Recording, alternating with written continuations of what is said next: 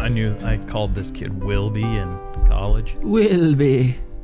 One of the hardest I've ever seen a human laugh is John Hahn, my 6'7" tall buddy. Yeah. So we called this the elk hunter. Yeah, we called this kid Mark Hansen Wilby. It's just his nickname. I can't remember how it came around, but Wilby. We're sitting there one day, we're getting ready to go backpacking or something. It's like, well, Mark's kind of ranting, you know, pissed off or irritated at Wilby was ranting. Yeah, and irritated at us. He's like, well, what's going to happen?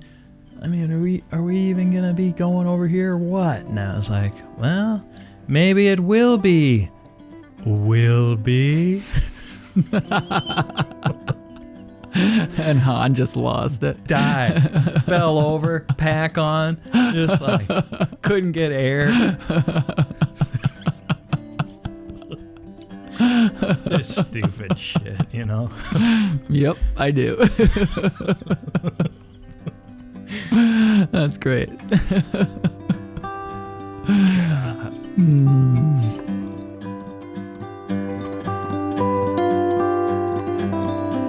Welcome to episode 7? We don't do that anymore, remember? 8? Wait, we don't do numbers? No.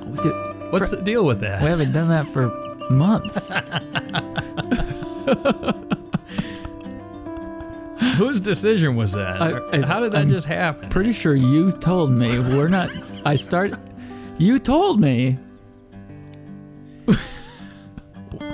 Welcome to the Paddle and Portage Unnumbered Podcast. That's better. Yes! To a special podcast episode. I say special because we're, working on developing our capacity to put out video on YouTube of uncut interviews. And it's a technological development, it's a resource development, and, we just have to be better at being concise. And if Freddie and I, we often love to spend hours in storytelling mode. But sometimes just gotta give it to you the way it is. Exactly. So we jump into all these episodes, by the way, no matter what platform you are currently listening on right now, iTunes, Spotify, whatever it is. All these episodes, the audio version, have been on YouTube. They're also there, the audio format only. What we're talking about with today's episode happens to be somebody who shares a lot of content on YouTube, Erin Walker from the Lost Lakes YouTube channel. The interview that you'll hear today in this episode, you can watch on YouTube, like the video format of you talking to Erin. Yeah, conversationally, sitting right here in the Paddle and Portage studio, just real life, me and Erin chatting about who she is and how her life unfolded to bring her to the place she is today. So if that means you want to hit pause right now and go to the YouTube option or do it afterward, or just make note that periodically we're going to be having video of these episodes on YouTube. Just a policy format, public service announcement from your team here at Paddle and Portage in Grand Marais with an office in Ely. Indeed. So speaking of our office in Grand Marais, Erin came down from Ontario with her sister, spent the weekend here. We did some prep work for our presentation coming up at Canoecopia. Oh, yeah, Saturday morning, Bear Room, 11:30. March 2025. Chipped away at that. Made some ski plans for the weekend, for Saturday, and then, had a really cozy lamplight conversation here at the office. Great lake trout dinner after that Freddie had caught in the Boundary Waters. Some coleslaw that I made, and that was good slaw. An apple pie that Erin brought, contributed along with Erin's sister Kess, who was just a continuous source of joy throughout the weekend. Went skiing up at Golden Eagle Lodge, during a snowfall, ungroomed trails. You probably saw all this already because you follow our Instagram, which has some great clips and a reel If you haven't seen that, maybe go check that out too. It's a multimedia experience here at Paddle and Portage. Right. It has certainly gone in that direction. That was our intention when we launched the company. But one thing that remains true and that's important to both of us is just hearing the stories about the people who are in this paddling world, Boundary Waters world, on the trails, this network that Paddle and Portage exists to bring together. And that's the core of what we're doing. So as we do the YouTube part of it, as we expand and do all this content on the website and so forth, for you and I, as we talk about so often, the purpose of it remains to be a connector of all these amazing stories that take place in these worlds. Absolutely. And truth be told, behind all of our ideas around how to deliver new content and how to produce new content and how to keep it interesting is really just because we want to continue to offer and provide you with what you enjoy, our listener, our watcher, our engaged fellow paddlers, hikers, enjoyers of wilderness, because we love the camaraderie. So after a quick word from our sponsors on today's episode, we're going to jump into your conversation with Erin Walker. Hi, I'm Ingrid Lyons. I'm the executive director of Save the Boundary Waters, and I'm that person who sends you way too many emails. But also, if you don't get our emails, you should probably go sign up. Save the Boundary Waters is a proud sponsor of Paddle and Portage. We work to protect canoe country so that folks can paddle and portage in northeastern Minnesota for generations to come. Did you know that the Boundary Waters is America's most visited wilderness? Not only is it one of the country's most iconic and unique landscapes, but its 1.1 million acres of lakes and boreal forests offers something for everyone. People have long found inspiration and strength in the Boundary Waters, and now the wilderness needs you to speak loudly on its behalf. The future of this special place is at risk, threatened by America's most toxic industry, copper mining. Thanks for reading all the emails from us. I know we send a lot, but clearly there's a lot at stake for canoe country. You can make a difference. You already have. Join us in the effort to protect the Boundary Waters for generations to come by visiting our website at savetheboundarywaters.org to learn more. And this episode of the Paddle and Portage Podcast is brought to you by Sawtooth Outfitters. They're conveniently located on Highway 61 in Tofty. No matter what season, whether it's your first trip or you are an experienced adventurer, they are there to outfit you with the right gear and knowledge to ensure an unforgettable experience.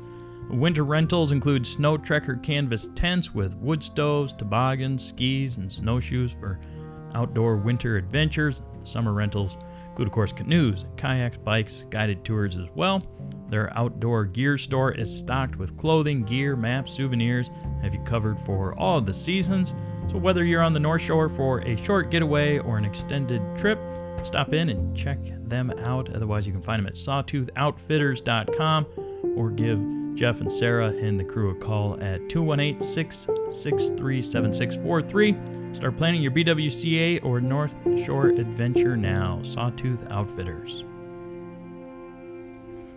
Erin Walker, Hello. welcome back to the Paddle and Portage Podcast. Thank you. Thanks for having me. It's good to have you again. Okay, for people who don't know who you are, I could explain it, but I think you would do a better job. Just let people know who you are and what you love. And Yeah, so I'm Erin. I'm part of the Lost Lakes YouTube channel that my husband and I have, where we film and share our backcountry adventures, paddling and going on winter trips.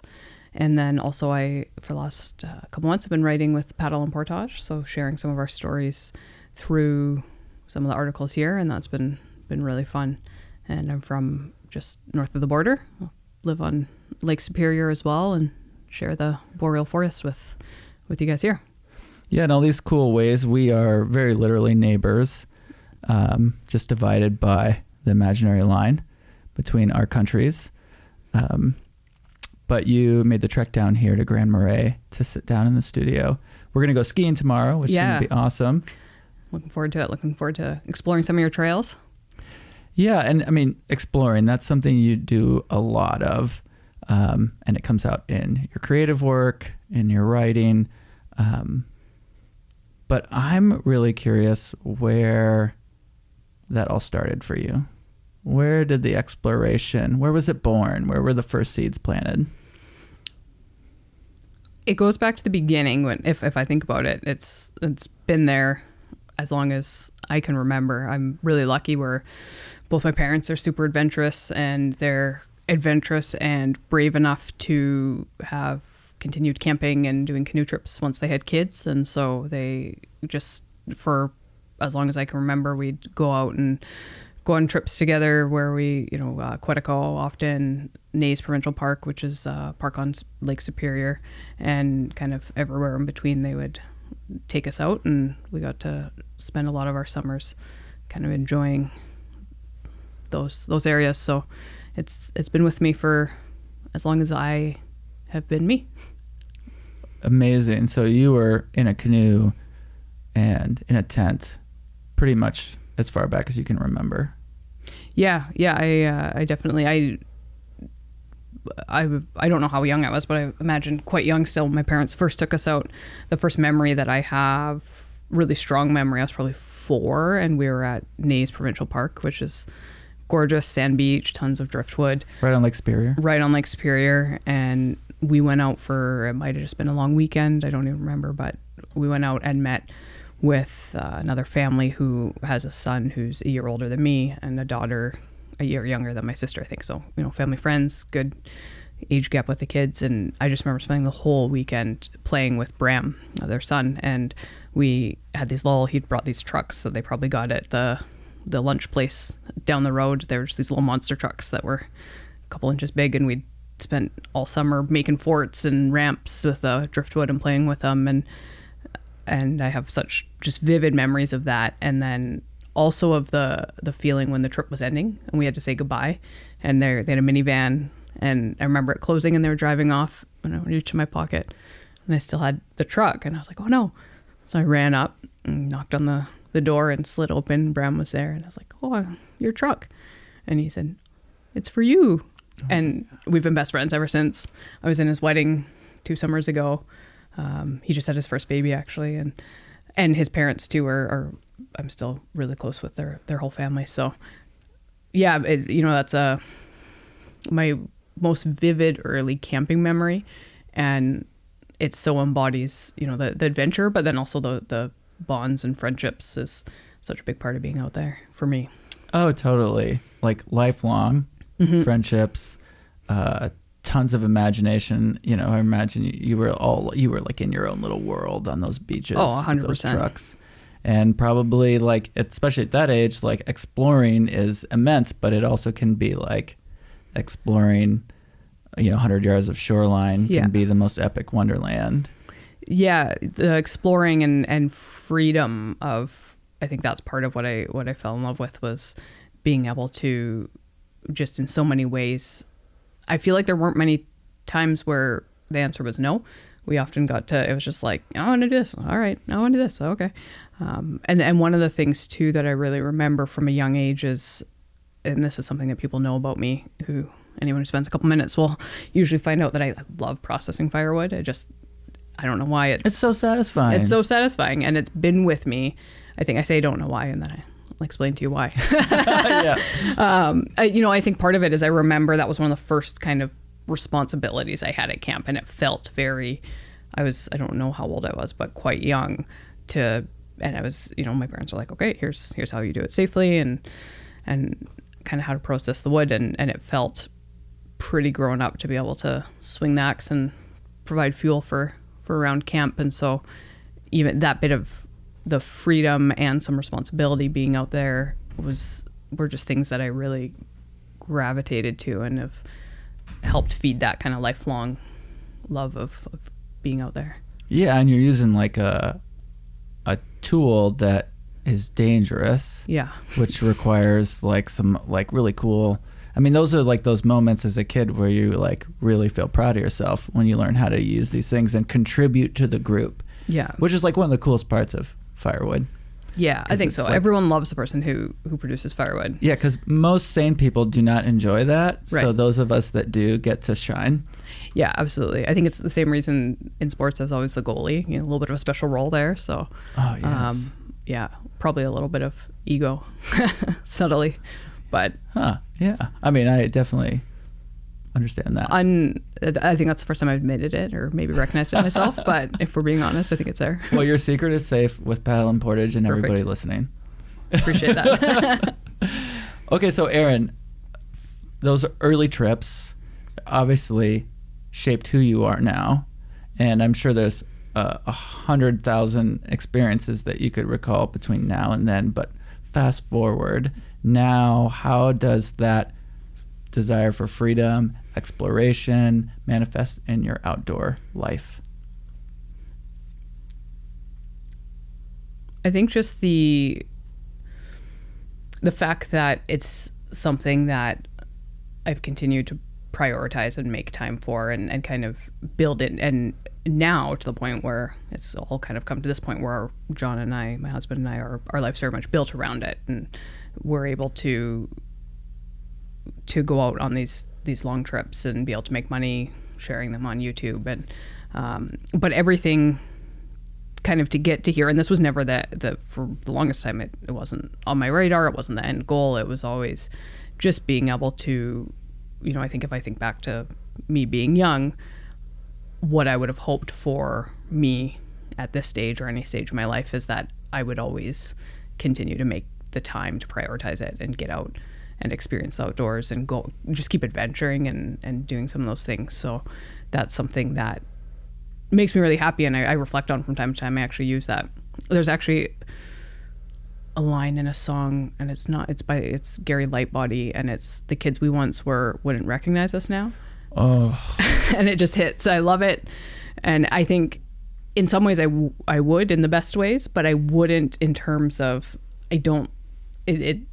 I think I've been so fortunate to make lots of my wildest childhood dreams have been realities in different ways, and I think it would be hard for my little brain to comprehend some of the stuff we've got to do. So that plays back sometimes for me, and I smile. Amazing. Yeah, because you went from like trucks on that little stretch of beach, Yeah, to weeks long trips in the subarctic. I mean, it's really been an arc that you never could have imagined probably was possible. No, I don't even think I know. And even from a young age, I remember, I think I was in grade 2, I'm pointing at the map, when the Northwest Territories was split into 2. It used to just be the Northwest Territories, this huge chunk of land, and then they created the territory of Nunavut as well. And we learned a little bit at that. I remember sitting in that class learning about it, and I remember being like, I want to go there. And so even that's something that's been on my radar and I've been interested in for so long. And so just last summer, John and I finally got to go and spent 3 weeks in Nunavut and got to see some of the caribou migration. And so, yeah, I think, I remember it's funny, the map's there, looking at it in my grade 3 class and wanting to go there. But I don't think I could even comprehend what that meant. Which is part of the draw, right? Yeah. Part of the drive is that curiosity to go find out. The unknown. And you're still doing it. Yeah. Yeah. It's a powerful thing. And you've managed to find a way I think many people find a way to keep doing that. But you've managed, in partnership with John, to find a way to do that really, I think, especially for him, full-time sort of YouTube filmmaker. Yeah. And you're doing that too, which is really cool. But you have another life that is also sort of adventurous in other ways that you have a foot in as well. So you're doing these adventures, but you're also doing other work. And you mind just like laying some of that out? Yeah. So I'm also a psychotherapist, and that's something that I have worked towards since I was in high school. I was interested in psychology and wanted to get into, and finally in the last couple of years finished my master's degree and became a registered psychotherapist, and I love it. I love that work. I love being able to I really enjoy that part of my life. And so I'm really lucky with kind of how things work these days. I get to work virtually and work from home and have a very flexible schedule that I have a lot of control over, which creates space to do both. Before that, I worked 9 to 5 and great, really enjoyed that work too. But again, didn't have that same freedom. Still, again, in that, there's lots of ways we get out, use vacation time, go out on weekends, and would still prioritize being outdoors. But there was a lot more factors outside of our control that would impact how much time we spent out there. So yeah, there's a bunch of different things have kind of come together that have allowed us to have a life very much based around the weather. Yeah. And the exploration and the freedom. Mm-hmm. I'm so curious, Erin, if there's a sort of crossover. You know, when I think of like exploration, there is like the natural world and that sort of draw that I think many of us experience. But there's also like the human. Yeah. Like, is that another realm of like unknown and curiosity and like exploration for you that has driven you? Or does that feel like completely separate and distinctively different? I don't think I've thought of it in those terms. But as you say it, there's the same curiosity is there, and the same kind of just interest in human behavior, in the brain, and how we, why we are the way we are. So there's definitely and wanting to know as much as I can and understand it. And I'm always interested when new research comes out on anything to do with psychology. So definitely, I'm sure there's a parallel there, I guess, but definitely just in passion, which creates a desire to dive in and know as much as I can about it. Do you ever have that experience where, and that makes a lot of sense, but are your clients ever like, I watched your last YouTube video, that was really cool? Or does it feel separate? They're quite separate for the most part. When we were living in Marathon, I was working in Marathon as well. And so that would happen from time to time. And I would always, I kind of had to work with my supervisor to figure out how to navigate that because it's new and kind of not in the textbooks of how to manage those relationships. So it'd be something I would, really make sure that if I was working with a client who is familiar with our videos or channel, that wasn't what we were talking about, right? That it's like we can acknowledge it and but still be there and be there for them. Now I'm working my role. I'm working with people from all across Canada. So I haven't come across that yet. No one's recognized me on the computer screen from YouTube, which it's nice. It's nice to have that. I find it a lot easier to have the separation. Oh, anonymity. Yeah. Well, I'm so glad that we got on that tangent because this brings up something I've been dying to ask you about, which is sort of maybe an intersection of these things. You tell me, but you recently released your video of you sort of for Survivor. Yeah, the audition video. Yeah. Which, I don't know if we can like snap our fingers and roll that clip, but you are in a hole that you cut in the ice, basically giving your best pitch to the Survivor show of why you should be on the next episode while being in frigid cold water, being hardcore. So tell us a little bit about just like even that video. That process. Yeah. So being on Survivor is something that since I was a kid, like I watched the first season with my dad and sister, and it's always been something I've wanted to do. But up until 2018, I believe it's 2018, it was only open to Americans, not Canadians. So once that opened up where they were able to have Canadians on the show, I've really wanted to put in an audition and just haven't kind of got the courage to do it. The pieces haven't fallen into place. I've tried, and over the last couple of years, a couple of times I've like sat down and tried to do my pitch and just was struggling to convey. It just didn't feel compelling. And then I kind of set a hard deadline for myself that I wanted to get it done by the end of 2024. And again, sat down, spent most of a day kind of working on it, trying to do it. And I think I realized that I'm more of a like to let my actions speak for themselves. I like to just put my head down and work and do things and show by actions more than words. And so I was struggling to put it into words. And as I was doing that, I kind of had the realization that I could do it from the ice, and then I would be making a point. So I did. You made a point. Yeah. It's a pretty hardcore, pretty badass point that you, yeah. I mean, I don't remember you shivering once in that video. I kept it as cool as I could. My lips were pretty white by then, and there was lots of shivers, but once I got out. But yeah, I was like, nope, we're gonna do it. You kept it cool. I think it was both of being like, okay, I have to, show that this isn't bugging me too much, and then also I think it was the mentality of being like, as soon as I let myself shiver or kind of show that, then I was gaslighting myself, is what I'm saying. Yeah, I was like, you're fine. I'm not cold. Yeah, I'm not cold. As soon as that starts, then I know what's happening. But yeah, so it was both. It was for, made a good video, but it was partly just the manipulation of my brain. Absolutely. Which, I mean, okay, so physically, I think we already know, but you proved it to anybody who was questioning that you're a badass, that you, just on what you already do for fun, but then this video, right. Physically and then mentally, that you have these capabilities. And those, I mean, are all really cool and admirable and awesome, worth celebrating. Why Survivor? What's that about? Like, yeah.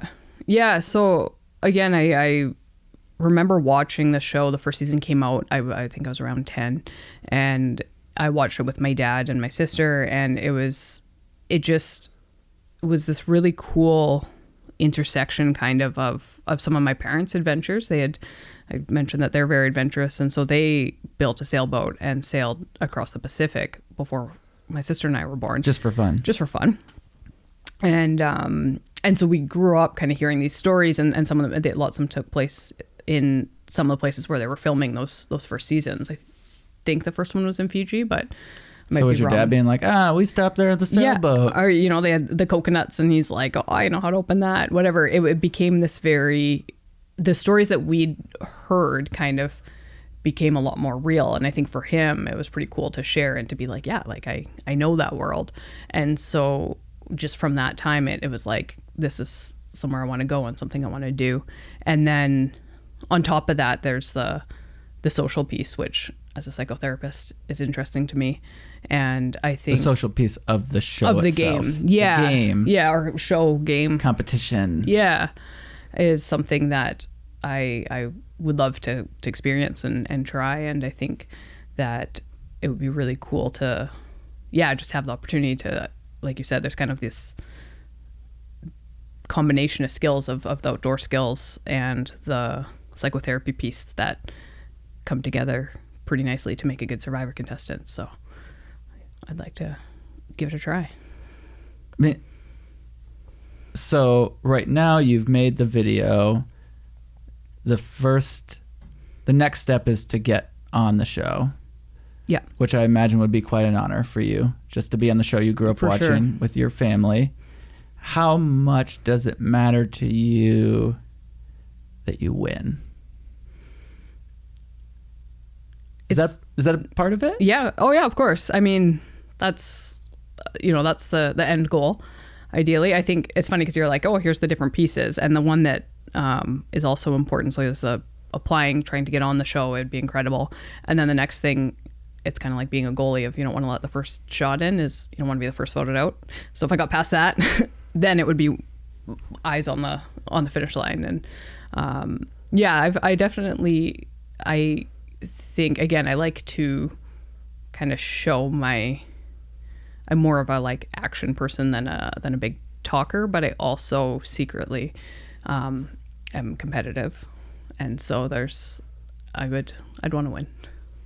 Yeah, like kind of showing, having the win be this measure that like, yeah, all the stuff, all the time and energy you've invested into cultivating all of these skills and all these experiences, like here's the place where it gets to shine. Yeah. So right now, like there's a part of me that's like kind of, combines to be the ultimate, a really good Survivor competitor. But I guess what I really mean is to be the winner of Survivor. What would that mean to you?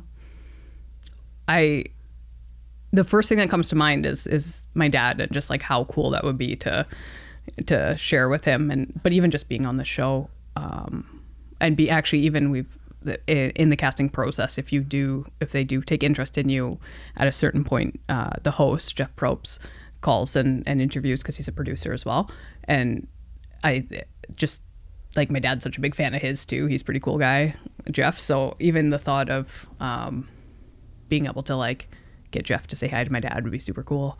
It just ties back to so many things. But yeah, I think those like core childhood memories with my family would be a big part of the emotion of if I were to win. Would be pretty cool. It'd be cool to share.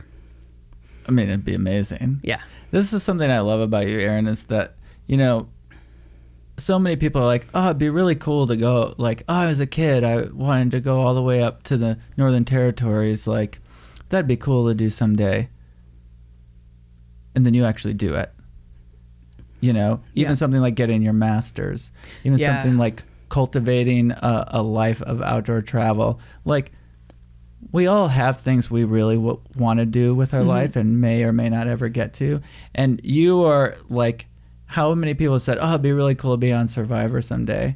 Yeah. And you took that step, and hopefully it's going to happen. Yeah. Yeah. And I'll keep, now that... like, you're a doer. You're a doer. Yeah. I think, and part of that comes from, a big part of that, I really attribute to my parents. I was raised not to fear failure. Like, not succeeding at something didn't really matter. Like, it was not trying, not doing things was like failure isn't actually failure. Yeah. Like, I don't have that.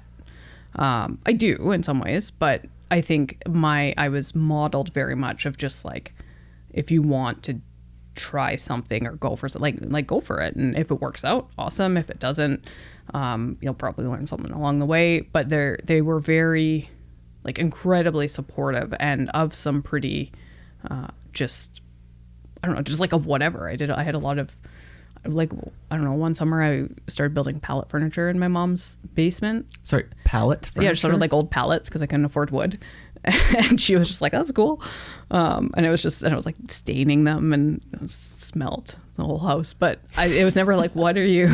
She was like, cool, kid. Yeah, so I think. Like, no, it was like, you can't do that. Or, yeah, or like, that's why? Stupid. Yeah, it was just like, oh. It's like full send. You having fun? Go for it. Yeah, so I feel I'm always incredibly grateful to both my parents for that mindset. And again, they really modeled that, because they were, I think, in their early 30s. Oh no, they were in their 20s, and they just were like, we're gonna build a sailboat and then sail it across the Pacific, and did that. So I mean, that needs to be that's its whole thing. Let's come do a whole nother thing on that story. Yeah, because that is also, I mean, you come from an incredible sort of lineage in that way. That really supported you. Yeah, absolutely. And so I think with that, that's what I'm looking for. With that, they modeled that, right? Like, I saw it, and I heard, again, the story just throughout their lives were just did these really cool things. So it never, and they never made anything feel impossible. It was just like, oh, if you want to do it, you can, again, figure it out, or have some fun along the way. And hell yes. Yeah. So that's awesome. It's been great. Yeah. Well, hopefully that takes us all the way through to you getting on Survivor, winning Survivor, and then looking back and being like, yeah, I did Survivor, but now I've got other cool things I'm doing. And it's just another part of your journey. Just another piece. Yeah. And for so long, since, was it 7 years or so, just getting the audition tape done, something that was just a block for me. And so even like, I really want to continue trying to apply and get on the show, but I feel like a big barrier one of the biggest barriers to it is already I've kind of gotten over, and that was just my own challenge of like getting a video out. And now, whether it's this round or next round, I feel more confident about just I'll keep putting in applications and hopefully catch their eye one of these days. But the biggest challenge to it, I think, was my own just get my act together. So I've done that part. The act is together. Okay, so this is really exciting. We're going to be cheering you on. Paddle and Portage has your back. Thank you. What's coming up for you that's maybe a little more certain that you're feeling excited about in the near future? You got adventures? Mm-hmm. Yeah, we've got one actually just next week. John and I are leaving for just 6 days, but we're going to go into Quetico, do a winter trip in there. And I've never done winter tripping in Quetico yet, so we're pretty excited for that. We are really excited because Quetico doesn't have any motor traffic, right? So there's some nice trails without any snow machines coming in and out, so just nice and peaceful. It should be pretty quiet. And then from there, we've got a couple other bigger trips planned, at least one for this summer, planning to get back to the Barrens in the near future as well.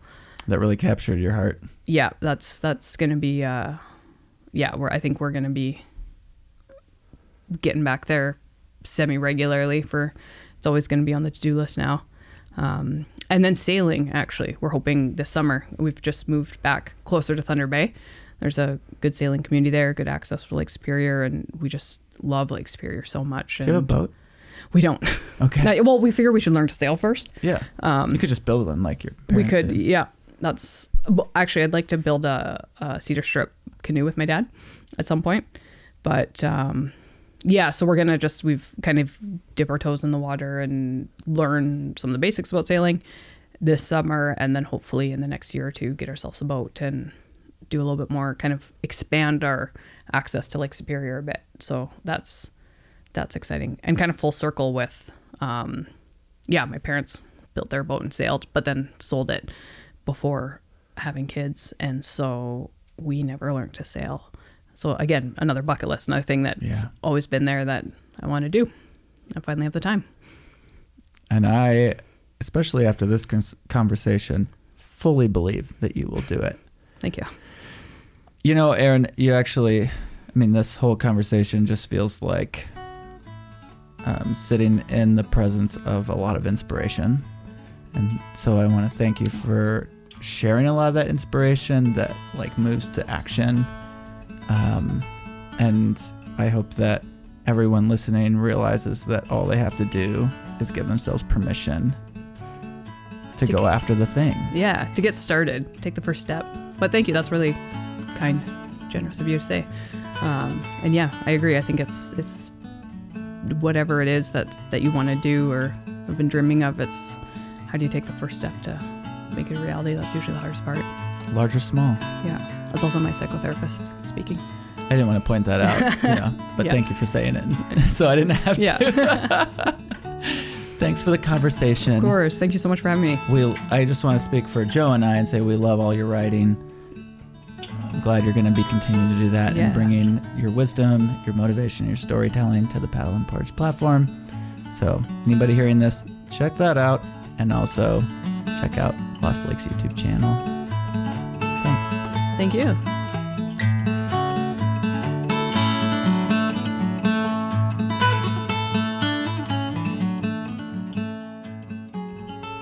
As we talked about at the beginning, sharing Erin's story. Who is Erin Walker? You know, she's done a half dozen articles, written articles now for Paddle and Portage.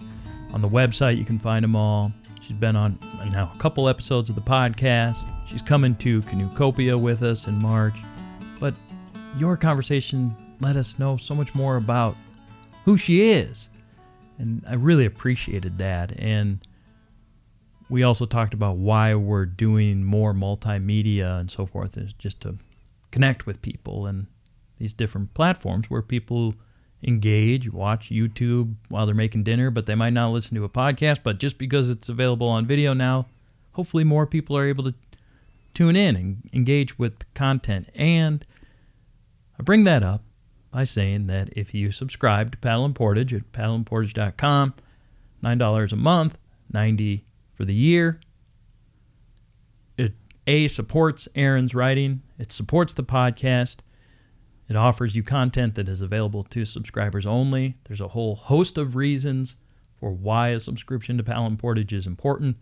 And we don't get grants like nonprofit media do. We don't get federal money that comes in. Like, your subscription and our sponsors are what move us forward so we can share these stories. So to every sponsor we have, not just today's episodes, although, of course, thanks to the campaign, thanks to Sawtooth, but every sponsor, thank you. And every subscription, thank you.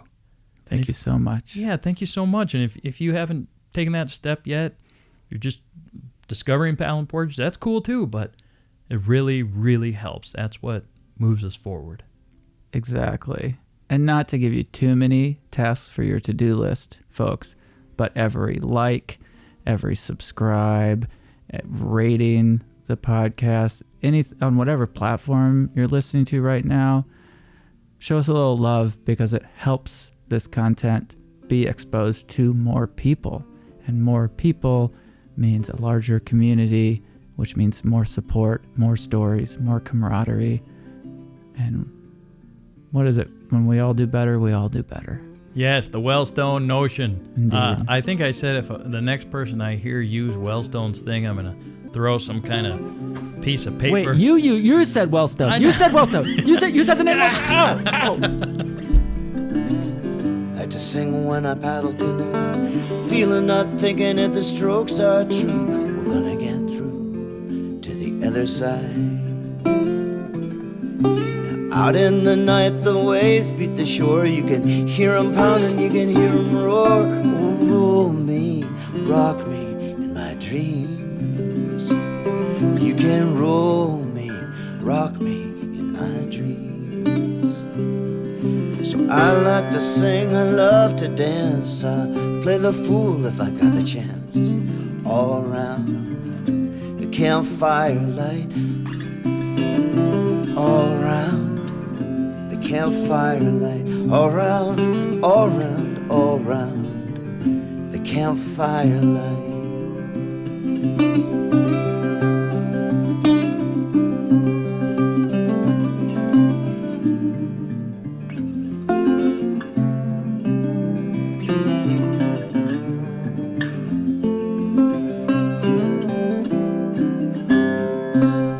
I thought you were really hucking that water bottle at me. I was really scared. It's like, the microphone's worth more than I am.